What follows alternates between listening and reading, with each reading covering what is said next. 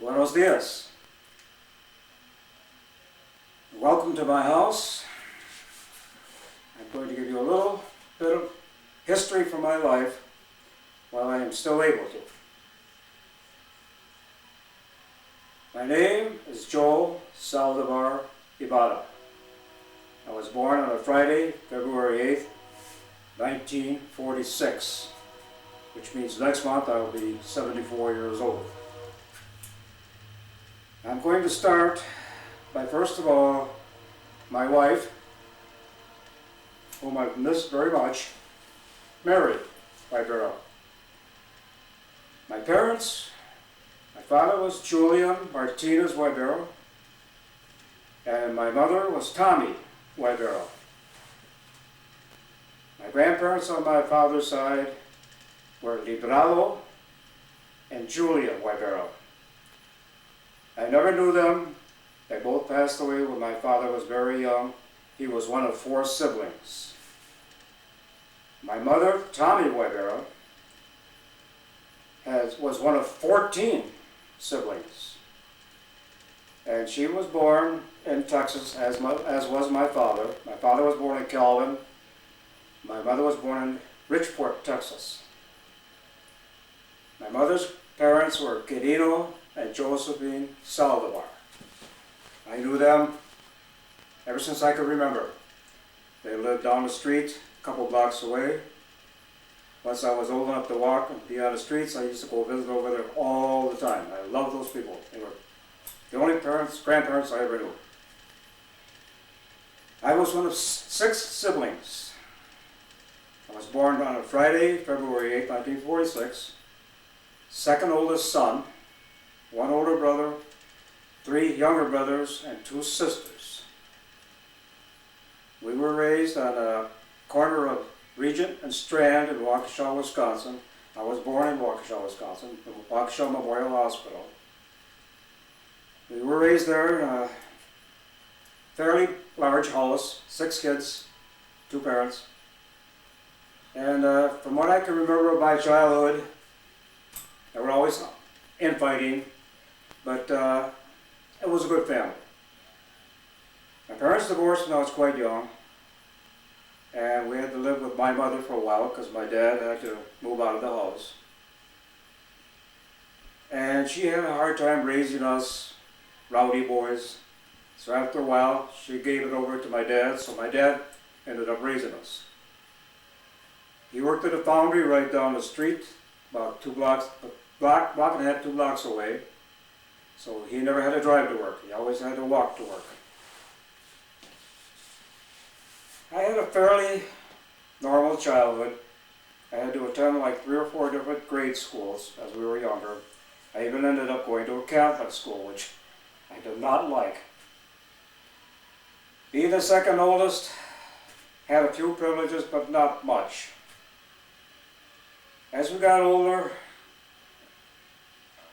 my grades at school started to slip quite a bit because I got into the 7th, 8th grade. I started hanging out with my buds, and I was very easily influenced by the culture of the day with the leather jackets, the greased slick back hair, and all the teenager stuff, rock and roll. By the time I got into the 9th grade, I was really hanging big time with my buds, and my grades were slipping really bad. I had to repeat 10th grade. I was booted out of some of my classes. And my father wasn't too happy with that because his primary goal was for all of us to get an education. He never had an education, neither did my mother. They both were raised pretty much not ever going to school. At any rate, I got into a lot of trouble. I was more or less the black sheep of the family. Got into heavy drinking, fooling around, driving around, cruising, hitting the streets. And after a while, my friends started to either get married off and a few joined the service. Things were heating up in Southeast Asia. And I wasn't getting too much discipline from my dad. I loved him very much, but he was not very strict with us, which he should have been. So I needed to do something, and I looked at the military, Saw things were heating up over there. I decided I would join the Marine Corps. They accepted me, and on January 5th, 1966, I headed off to boot camp in San Diego, California. A big turning point in my life. Once I hit those yellow footprints at San Diego, my life was completely changed. Everything was structured from the very first daylight of the morning till taps at night. Everything that we did, there was a purpose for, a time for. Everything was ready for us. There was no questions about it. All strictly discipline. Just what I needed. I learned it quickly. I became a good shot with the rifle. I graduated from boot camp. Came home for my 30-day leave. And around that time I started to develop a very close relationship with a cousin to one of my really good friends, Carol, named Ybarra. This cousin was Mary's cousin, or Mary was a cousin to Carol. We started to develop a pretty close relationship. But I knew I had to go back to the service. Once my 30 days was up, I went over. And we went to 2nd ITR, Stadium Battalion, and from there to Okinawa, and then I did a tour of Vietnam. My MOS was 3135, which is motor transport, which means I was a truck driver. And while I was in Nam, what we did convoys, we hauled troops, ammunition, artillery rounds, and unfortunately sometimes bodies.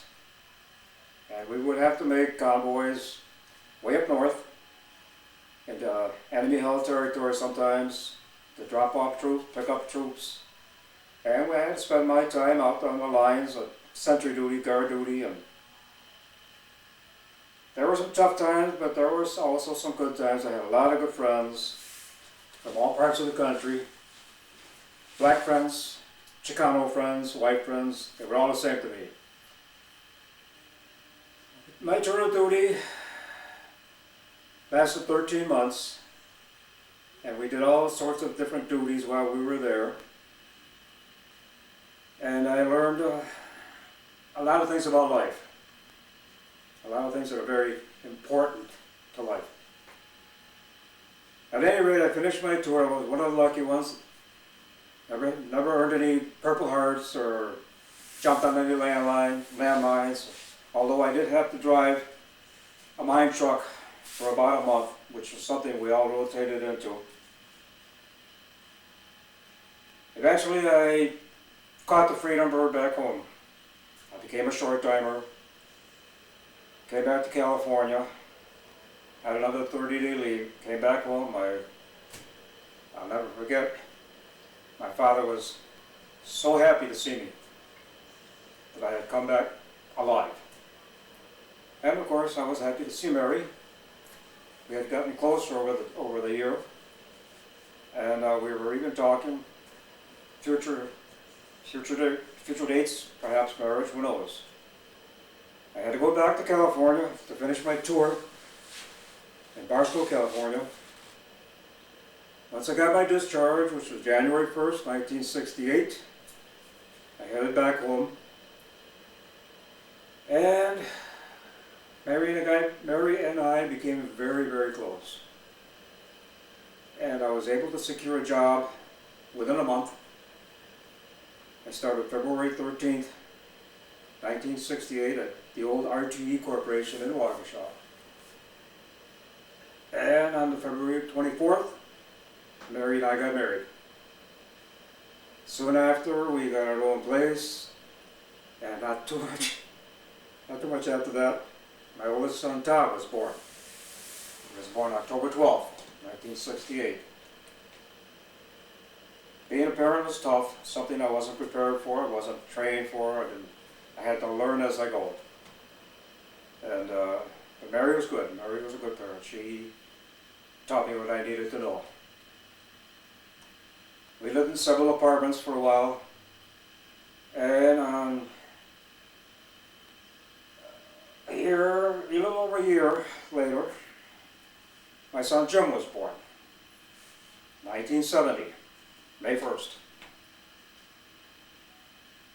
And so now I had 2 sons to take care of. So, but I was still working. I was lucky. This job that I procured lasted me until my recent retirement, which was September 3rd of this year, of 2019. I retired after 51 and a half years, same place, but it changed names 3 different times.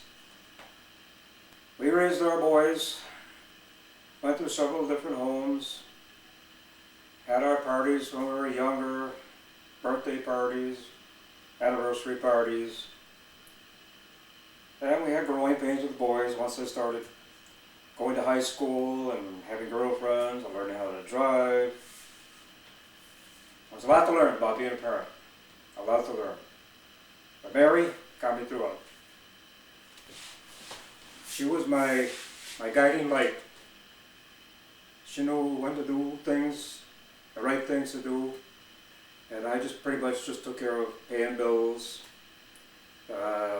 make sure we had health insurance, taking care of the house. That was my job. Mary, through it all, kept us together. Eventually, the boys grew up, moved out on their own, and Mary and I got used to living by ourselves. We had a lot of friends. Mary had a lot of friends. She was bartending. She used to take care of home health care. She worked at several small factories around. She always wanted to work. She didn't want to just sit at home. And then, I don't know, we had to go through a change of life, I guess. Being acquainted to being by ourselves. But she was gone all the time to working at the bar. She loved working at the bar. She had many, many friends. Unfortunately, she had started to develop some health problems. And it was difficult. She had an aneurysm in her head. We lost her once. But luckily she was in the hospital at the time. They were able to bring her back. She survived 54 days in the hospital. And according to her doctors and everybody, she made a miraculous recovery. It kept her here for 11 more years until she developed cancer. And then a stroke. The stroke is what took her. That was 2011. I've been alone ever since. But I still have my sons. And I have some grandchildren. And now I have 2 little great-granddaughters, whom I love very much. So I've been lucky. My health is still relatively good. I am retired now. I've been retired since September. So it's kind of hard keeping busy. I don't go out much. But I do go whenever I can to see my little great-granddaughters. They help to fill a big hole in my heart and keep me going. So at this point in my life, all I can really say is I've been lucky. I still have some old-time friends, quite a few. I have 4 brothers, 2 sisters. Unfortunately, we lost my 2 youngest brothers, one just recently. And on my wife's side, she only has 1 sister left. She had, at one time, 3 sisters and a brother. So, a lot has changed. I'm still trying to adapt to being alone and wondering what's going to come next. I still have my family. I still have my memories. So, I'm going to sign off now. Maybe me and my great-granddaughters can look at this video when I'm 85. Who knows? We'll see. But until then, vaya con Dios. I love you all. I'll always remember you.